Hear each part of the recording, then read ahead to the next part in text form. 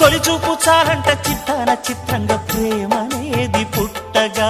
10 మంది అంటుంటే విన్నాను ఇన్నాళ్ళు నమ్మలేదు బొత్తిగా ఆ కళ్ళలో ఆ నవ్వులో మహిమ ఏమిటో ఆ కాంతిలో ఈనాడే నా